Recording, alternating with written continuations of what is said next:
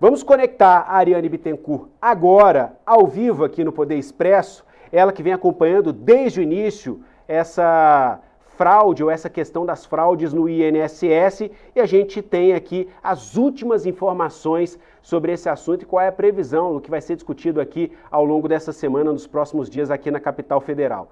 Minha amiga Ariane, seja bem-vinda, boa tarde.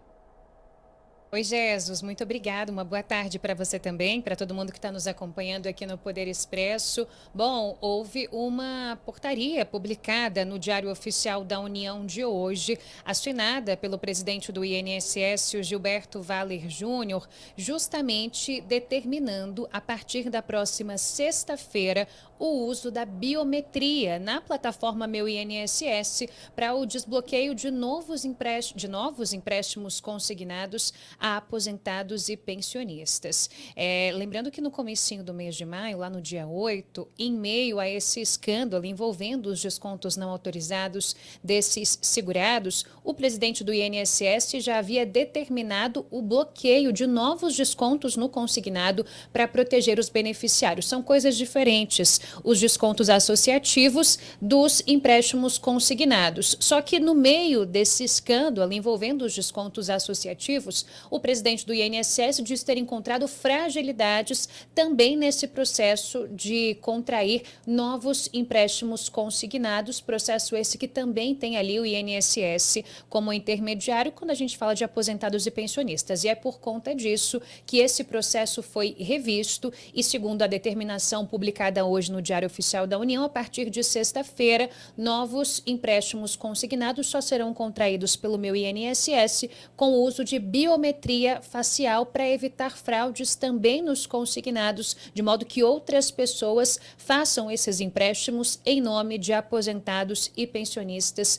de maneira criminosa. Temos também, Jesus, movimentações acontecendo no Congresso Nacional, como já estavam acontecendo, em torno também de uma tendência de que haja uma CPMI, uma comissão mista, parlamentar mista de inquérito, formada por deputados e senadores, portanto, para investigar essas fraudes que vitimaram aposentados e pensionistas. O dado atualizado é o seguinte: o pedido para a instalação dessa comissão no Congresso tem assinaturas de 40 senadores e de 236 deputados, bem mais que o mínimo exigido para que, de fato, a comissão seja instaurada. Então, o que está faltando? Falta o presidente do Congresso e do Senado, Davi Alcolumbre, pautar esse assunto, então destravando e possibilitando que essa CPMI, de fato, saia do papel. A gente lembra que antes desse desejo de uma comissão mista, havia o desejo de uma comissão parlamentar de inquérito na Câmara dos Deputados, exclusivamente,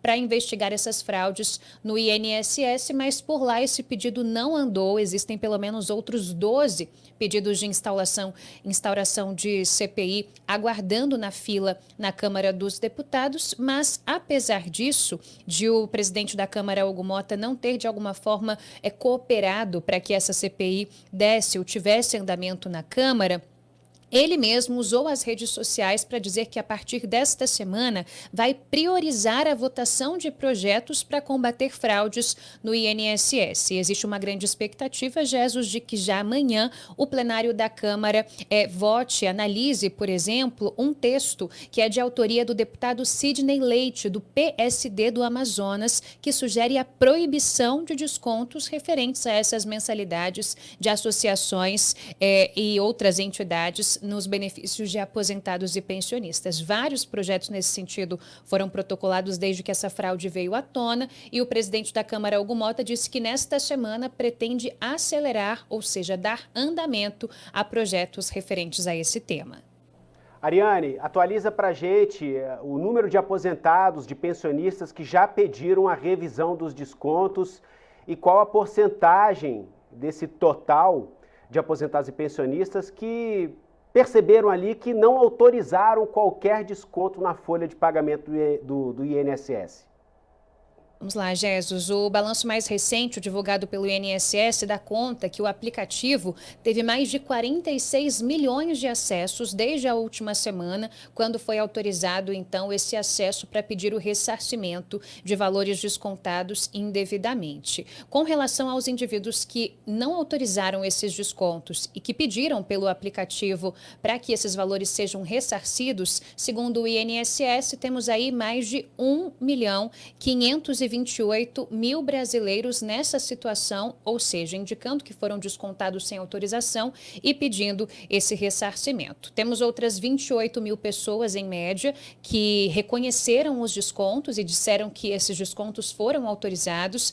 E aí a gente lembra que a maior parte dos atendimentos, mais de 90%, está acontecendo pelo aplicativo Meu INSS. Um número bem menor, de 7,8%, tem sido atendido pela Central de Atendimento 135, o telefone. E eu reforço aqui também que existe uma expectativa, Jesus, de que nesta semana o presidente do INSS, Gilberto Valer Júnior, anuncie novos canais de atendimento. Tem uma demanda para que haja pontos presenciais, especialmente para aquelas pessoas que vivem em áreas mais remotas ou que têm dificuldade de acesso ali à internet, ao telefone, para que também elas possam fazer essas reclamações e pedir o ressarcimento. Houve reuniões na última semana nesse sentido. O presidente do INSS levantou possibilidades como os Correios, a Caixa Econômica Federal, em uma parceria, ou mesmo reabrir agências do INSS. E a expectativa é que nesta semana, até o meio da semana, o presidente do INSS anuncie, então, resultados dessas parcerias para que, além do Meu INSS e da Central 135,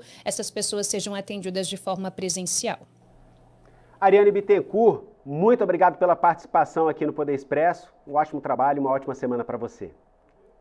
Para nós, Jesus, muito obrigada. Boa tarde a você e a todos. SBT News, o maior canal de notícias do YouTube.